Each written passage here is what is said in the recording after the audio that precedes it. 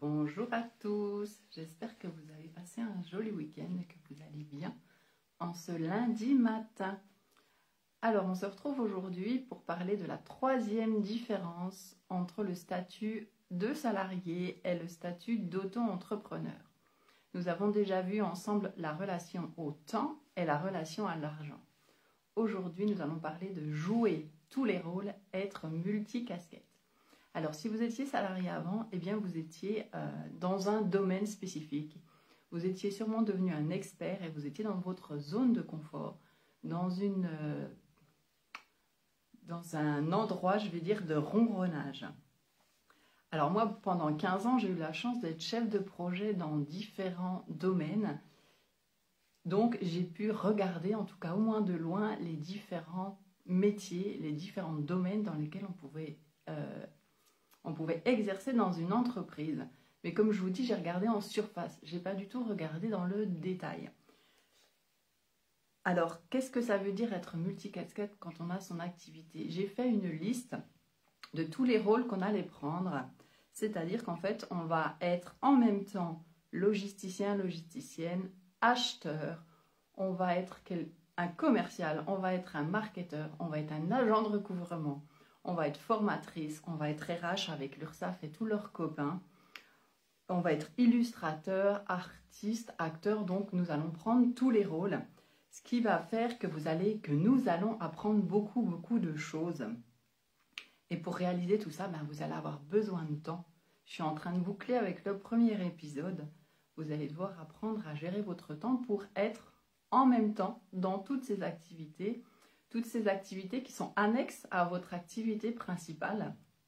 Donc, entre faire votre activité et être logisticien, être acheteur, être communicant sur votre activité et bien d'autres, il va falloir gérer tout ça en même temps. Qu'est-ce qu'il va falloir que vous fassiez pour pouvoir être capable de gérer tout ça en même temps dans des métiers que vous ne connaissez absolument pas, que vous n'avez jamais exercé et pour lesquels vous n'avez aucune idée du contenu ni des détails? Vous allez être obligé de sortir de votre zone de confort. Vous allez être obligé de sortir du ronron dans lequel vous étiez si vous étiez salarié avant. Vous allez apprendre beaucoup. Vous allez par exemple être obligé de dépasser beaucoup de vos peurs. Par exemple, certaines personnes ont peur de prendre le téléphone. Eh bien, peut-être qu'à certains moments, vous allez être obligé de prendre le téléphone pour pouvoir louer une salle, pour pouvoir rappeler de futurs clients, pour pouvoir discuter avec un fournisseur. Vous allez peut-être être obligé aussi d'être présent sur les réseaux sociaux. Obligé ou faire ce choix, ce n'est pas une obligation. Vous allez peut-être vous retrouver comme moi aujourd'hui à faire un live, alors que vous n'avez pas forcément l'habitude et que ce n'est pas votre zone de confort du tout.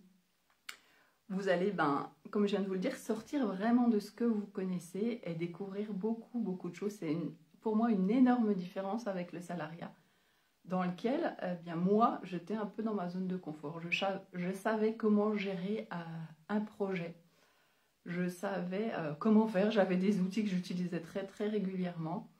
Et là, je me retrouve un petit peu, Élodie, tu vas tester et tu vas voir ce que ça donne. Et vous allez surtout, pour moi, c'est le plus important, vous allez devoir croire en ce que vous proposez, même si pour l'instant, ça ne se matérialise pas du tout. Ça veut dire quoi?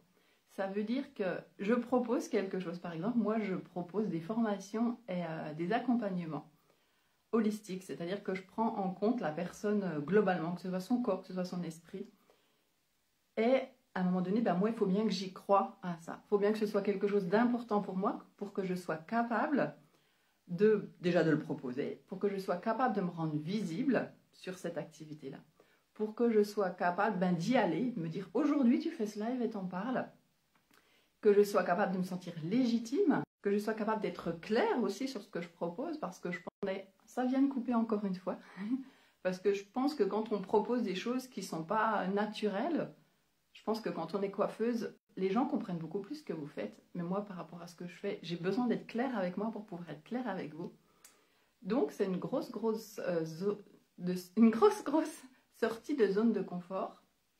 Donc voilà, c'est ce que je voulais vous partager aujourd'hui sur les grandes différences entre le statut de salariés et d'auto-entrepreneurs. J'espère que ça vous aura contribué, que vous soyez déjà auto-entrepreneur ou que vous fassiez ce choix de changer de statut et pourquoi pas d'aller dans une activité soit que vous connaissez déjà, soit une activité que vous ne connaissez en tout cas pas en tant que professionnel.